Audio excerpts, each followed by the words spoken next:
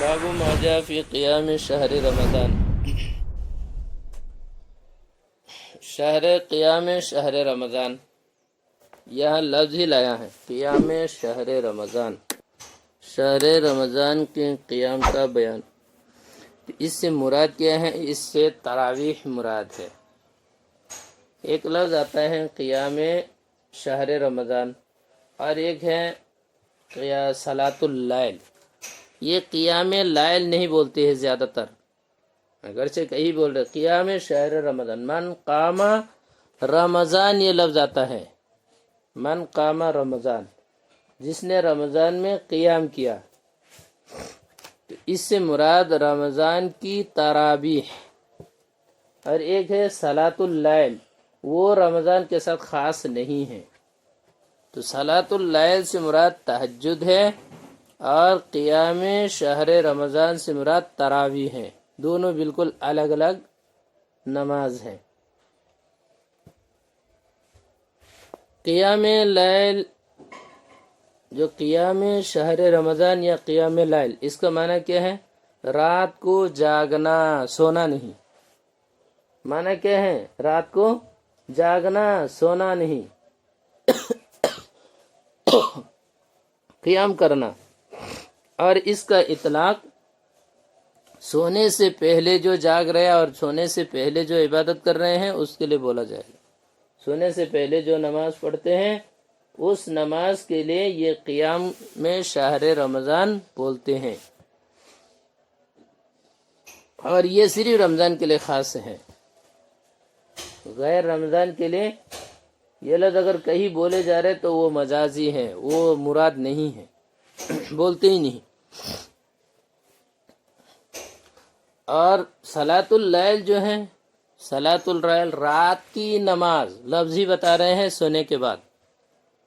رات کی نماز سونے کے بعد پڑھی جانے والی نماز، اس کو تہجد کہتے ہیں. ترک الحجود، ترک الحجود، تہجد. حجود کے معنی نوم ہے اور تہجد میں سلب ماخذ ہے. حجود یعنی نوم کو چھوڑنا. تو وہ نماز جس کی وجہ سے نوم چھوڑنا پڑے اس کو تہجد کہتے ہیں. یہ دونوں الگ الگ نماز ہیں. تو تہجد کے بارے میں اوپر میں باتیں آ گئی ہیں. یہاں یہ جو قیام شہر رمضان نے تراویح کا بیان، دیکھو امام ترمذی علیہ رحمہ نے مستقل بالکل الگ کر دیا کہ رمضان کے جو قیام ہے وہ الگ ہے، اس کا تہجد سے کوئی تعلق نہیں ہے. یہ صرف رمضان کے مہینے میں ہی ہوتا ہے. اب یہ قیام رمضان جس کو تراویح کہتے ہیں، اس سلسلے میں بنیادی 2-3 باتیں ہیں. ایک تو یہ ہے کہ اس کا حکم کیا ہے. اس کا حکم کیا ہے؟ اس کا حکم ائمہ اربعہ اور جمہور کے نزدیک یہ سنت مؤکدہ ہے. تراویح سنت مؤکدہ ہے. اور تہجد وہ محض نفل ہے یا مستحب ہے، فرق ہے دونوں میں. تو یہ سنت مؤکدہ ہے. ایک بات یہ ہے، یہ اس کے برخلاف یہ غیر مقلدین یہ لوگ کہتے ہیں کہ یہ نفل ہے، مستحب ہے. نفل ہے، عام نفل ہے، مستحب ہے، لیکن ان کی غلط ہے، وہ ان کی بات غلط ہے. وجہ اس سے یہ ہے کہ خود یہ تراویح کی جو نماز ہے قیام رمضان جس کو بول رہے، اس کے بارے میں آپ صلی اللہ علیہ وسلم نے خود بولا ہے، ان اللہ فرض رمضان وسننت لکم قیامہ. یہ مضمون ہے، پورے الفاظ تو ابھی وہ نہیں میرے ذہن میں نہیں ہے، لیکن یہی الفاظ ہیں کہ اللہ تعالیٰ نے رمضان کے روزہ کو تمہارے اوپر فرض کیا ہے. وَسَنَنْتُ لَكُمْ قِيَامَهُ. یہ تو پورے الفاظ ہے، یہی ہے الفاظ. وَسَنَنْتُ لَهُ وَسَنَنْتُ لَكُمْ قِيَامَهُ، اللہ نے ان اللہ افترض علیکم صیامہ وَسَنَنْتُ لَكُمْ قِيَامَهُ، اللہ نے اس روزے کو فرض کیا اور میں نے اس کے قیام کو سنت قرار دی ہے۔ یہاں تو صاف صاف سنت کا لفظ آ گیا۔ اس کے ساتھ ساتھ اس نماز کو پڑھنا آپ صلی اللہ علیہ وسلم سے ثابت ہے۔ دوام اگرچہ ہمارے سامنے نہیں ہے لیکن ہے۔ اس کے بعد خاص طور سے اس سے میں جو زیادہ مضبوط بحث ہوئی ہیں وہ صحابہ کے دور میں، وہ بھی حضرت عمر رضی اللہ تعالیٰ عنہ کے دور خلافت میں ایسا ہوا ہے، آخر دور میں۔ تو اس میں اس کے حکم کو ایک دم مضبوطی کے ساتھ ادا کرنے کے لیے اس کا حکم دیا گیا ہے۔ جماعت کے ساتھ پڑھنے کا اہتمام پہلے نہیں ہوتا تھا، لیکن حضرت عمر رضی اللہ تعالیٰ عنہ کے دور خلافت میں اہتمام کے ساتھ جماعت سے پڑھانے کا انہوں نے حکم دیا، انتظام کیا۔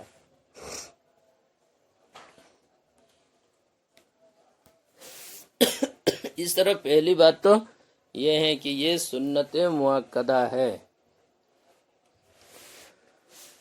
دوسری بحث جو اہم ہے وہ یہ ہے کہ کتنی رکعت ہے اس نماز کی، کتنی رکعت ہے۔ یہاں بھی بنیادی طور پر ایک دو بات ہی بتایا جائے گی، تفصیلہ تو بہت ہے، فقہ فتویٰ کی کتابوں میں بہت ساری ہے، کس طرح پڑھنا، کیا کرنا نہ کرنا وہ الگ ہے۔ کتنی رکعت ہے اس سلسلے میں ائمہ اربعہ اور جمہور کا اس بات پر بھی اتفاق ہے کہ تراویح کی رکعات 20 سے کم نہیں ہے۔ دیکھو ہم نے کیا لفظ بولا، تراویح 20 رکعت سے کم نہیں ہے، اس پر ائمہ اربعہ کا اتفاق ہے۔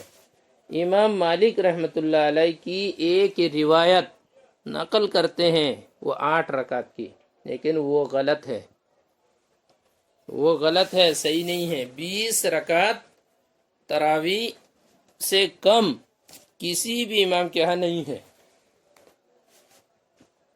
ائمہ اربعہ کے ہاں کم سے کم 20 رکعت تراویح ہے۔ اس معاملے میں امام مالک رحمۃ، یہ تعبیر ہم اس لیے کر رہے ہیں کہ امام مالک کے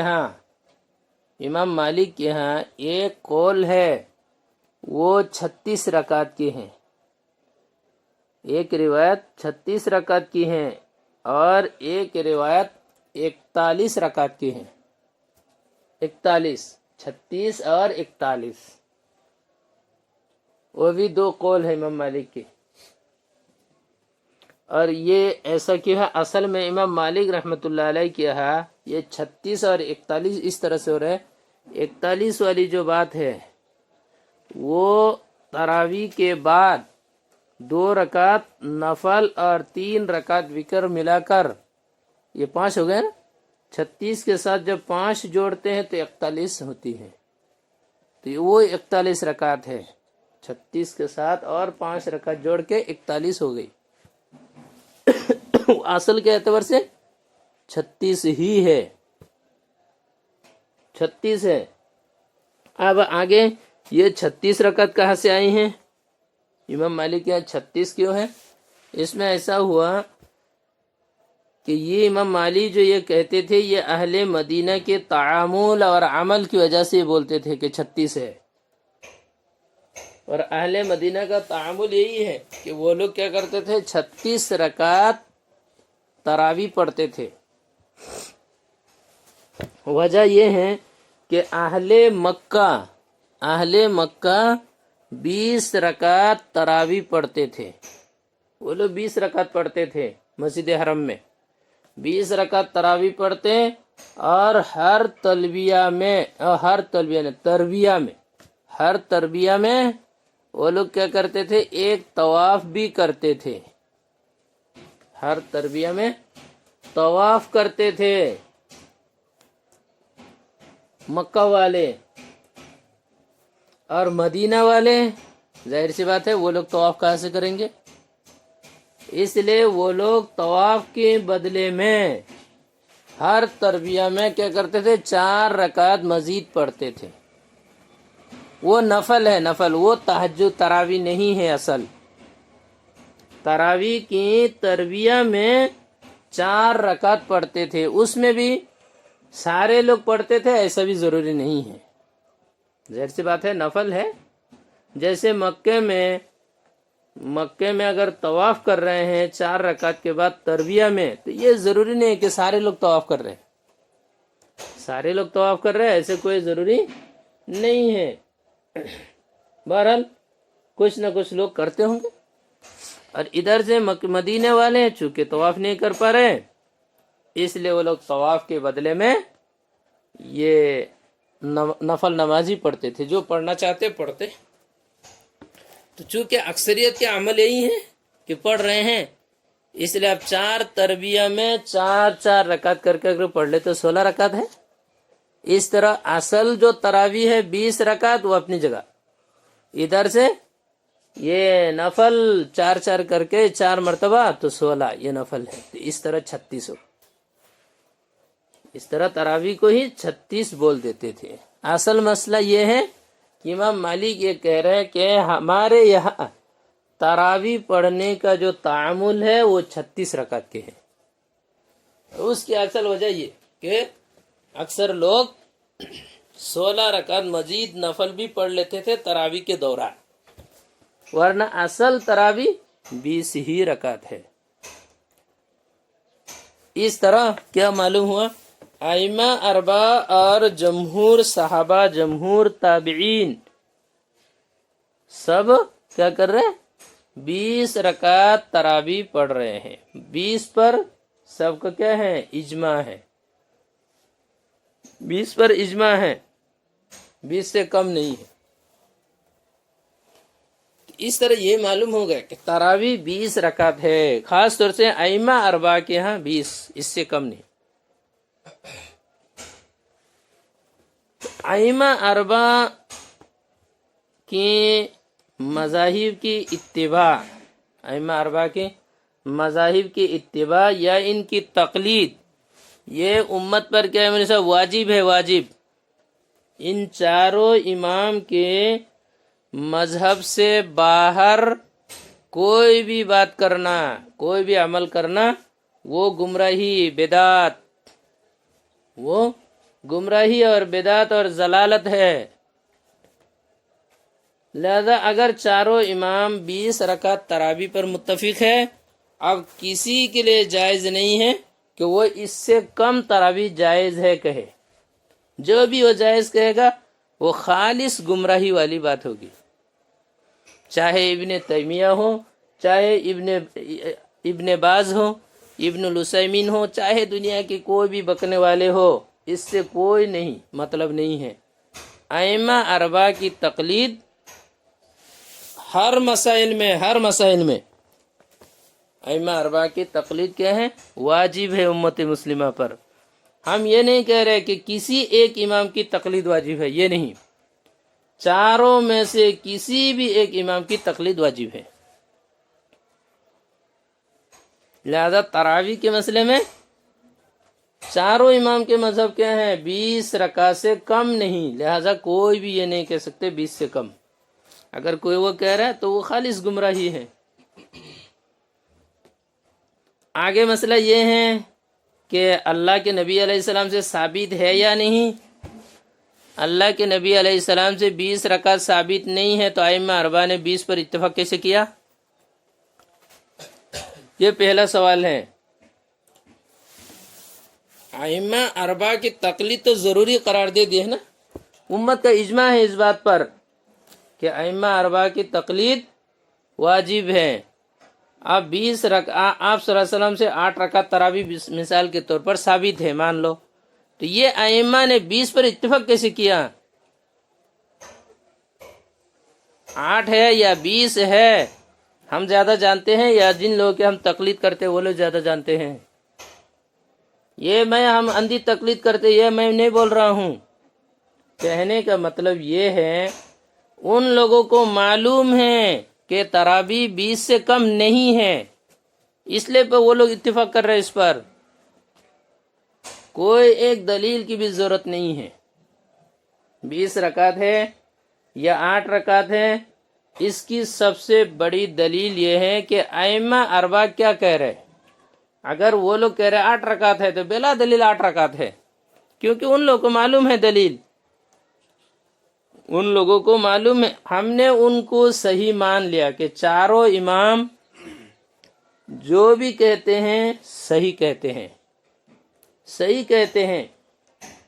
اس پر پوری امت کا اتفاق ہے کہ ان لوگوں نے جو بھی کہی ہیں وہ صحیح. لہذا کسی ایک کی بھی تقلید کر لو، کامیاب ہو جاؤ گے. جب چاروں امام یہ کہہ رہے کہ تراویح 8 رکعت ہے تو اب ہم کو کوئی دلیل تلاش کرنے کی ضرورت نہیں ہے. پہلے سے ہم نے مان لیا کہ آپ کی بات صحیح ہے، چاہے امام احمد ہو، امام شافعی ہو، امام مالک ہو، امام اعظم امام ابو حنیفہ ہو، کوئی بھی ہو، سب کی بات صحیح ہے. اور سب نے یہ بولا کہ 4:20 سے کم نہیں ہے. لہذا آج کل ہم لوگ اٹھ کے یہ کہہ دے کہ تراویح 8 رکعت ہے، یہ دلیل ہے، وہ دلیل ہے، یہ حدیث وہ حدیث. دماغ تو خراب نہیں ہوا؟ ان لوگوں کو یہ حدیث وہ حدیث معلوم نہیں ہے.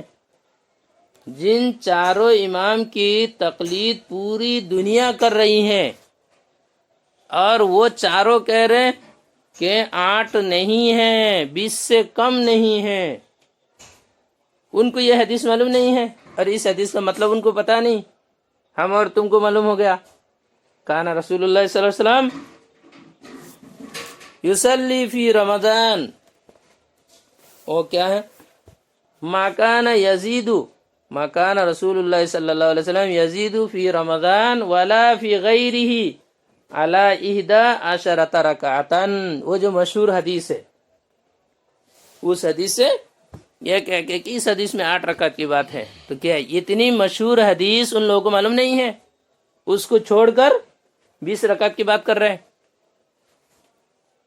اور اسی طرح سے پوری امت کو اس بات پر اتفاق ہے کہ تراویح حضرت عمر رضی اللہ تعالی عنہ کے خلافت سے پہلے کتنی پڑھی جاتی تھی، کتنی پڑھی جاتی تھی. وہ حضرت عمر کے بعد آنے والے لوگوں کو پوری طرح سے مضبوطی کے ساتھ معلوم نہیں ہے.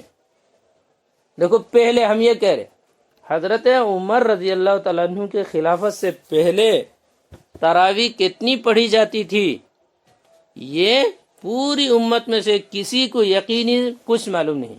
کوئی مضبوط حدیث سے کچھ پتہ نہیں کتنی پڑھی جاتی تھی، یہ نہیں کہہ سکتے.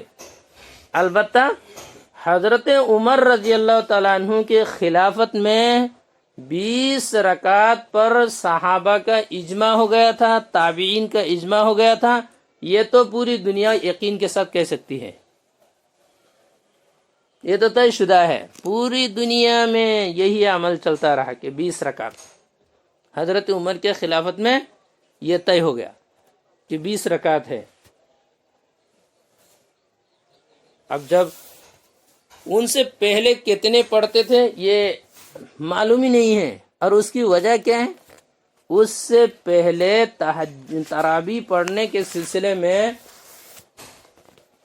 وہ اہتمام نہیں تھا جو اہتمام حضرت عمر رضی اللہ تعالیٰ عنہ کے دور خلافت میں کیا گیا. پہلے کیا تھا؟ تنہا تنہا پڑھو جتنا پڑھنا چاہو. اور اس میں یہ بات بھی تھی تعداد رکعت چاہے کچھ بھی کر لو، رات بھر کرو.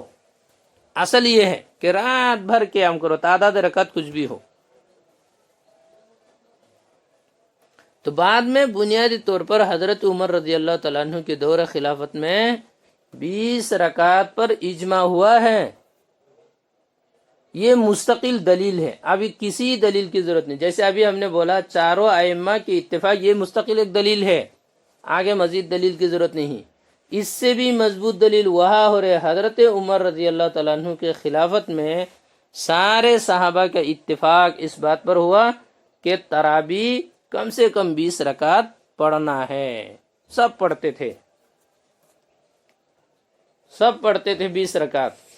تو اس طرح اتفاق اور اجماعی مسئلے میں بعد والوں کو اختلاف کرنا یہ گمراہی کے علاوہ کچھ اور چیز نہیں ہے۔